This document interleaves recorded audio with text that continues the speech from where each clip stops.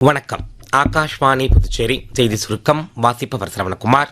மணிப்பூரில் கடந்த ஆண்டு பிப்ரவரி மாதம் 13ஆம் தேதி முதல் அமலாகி வந்த குடியரசுத் தலைவர் ஆட்சி இன்று முதல் விலக்கிக் கொள்ளப்பட்டு பிஜேபி சட்டமன்ற உறுப்பினர் திரு யும்நாம் கேம்சந்த் சிங் புதிய முதலமைச்சராக பதவியேற்றுள்ளார். குடியரசுத் தலைவர் திருமதி திரௌபதி முர்மு 6 நாள் ஒடிசா பயணத்தின் ஒரு பகுதியாக தமது சொந்த ஊரான ராய்ரங்பூரில் வளர்ச்சித் திட்டங்களின் தொடக்க விழா உட்பட பல்வேறு நிகழ்ச்சிகளில் கலந்து கொண்டார். பிராந்திய முன்னேற்றத்தையும் உள்ளூர் பாரம்பரியத்தை பாதுகாக்க வேண்டியதன் அவசியத்தையும் அவர் வலியுறுத்தினார். மக்களவையில் குடியரசுத் தலைவர் உரைக்கு நன்றி தெரிவிக்கும் தீர்மானம் மீதான விவாதங்களின் போது எதிர்க்கட்சிகள் ஏற்படுத்திய அமளி காரணமாக இன்று 3வது நாளாகவும் அலுவல்கள் பாதிக்கப்பட்டன. மாநிலங்களவையில் குடியரசுத் தலைவர் உரைக்கு நன்றி தெரிவிக்கும் மீதான விவாதங்கள் இன்று தொடர்ந்து இடம்பெற்றன. இந்தியா அமெரிக்கா வர்த்தக பேரம் குறித்து மத்திய தொழில் வர்த்தக அமைச்சர் திரு பியூஷ் கோயல் இன்று மாநிலங்களவையில் அறிக்கை வெளியிட்டார். இந்த பேரத்தில் உரம், வேளாண்மை உள்ளிட்ட முக்கிய துறைகளுக்கு உரிய கவனம் செலுத்தப்பட்டுள்ளதாக அவர் கூறினார்.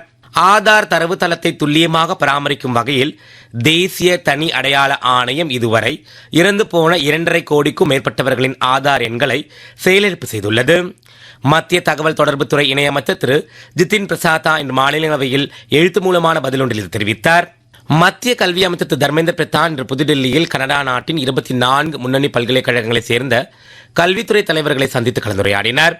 உயர்கல்வித்துறையில் ஒத்துழைப்பை வலுப்படுத்துவதால் புதுமையான கல்வி திட்டங்களையும் எதிர்காலத்திற்கு ஏற்ற மனிதவளத்தையும் உருவாக்க ஏதுவாகும் என்று அவர் கூறினார். புதுச்சேரியில் நாளை திருக்காஞ்சியில் நடைபெறும் விழாவில் முதியோர் ஆதரவற்றோர் ஓய்வூதிய திட்டம் மற்றும் வறுமை கோட்டிற்கு கீழே உள்ள குடும்ப தலைவர்களுக்கான மாதாந்திர நிதியுதவி திட்டத்தில் உயர்த்தப்பட்ட நிதியுதவி வழங்கும் பணிகளை துணைநிலை ஆளுநர் திரு கைலாஷ்நாதன், முதலமைச்சர் திரு ரங்கசாமி ஆகியோர் தொடக்கி வைக்க உள்ளனர்.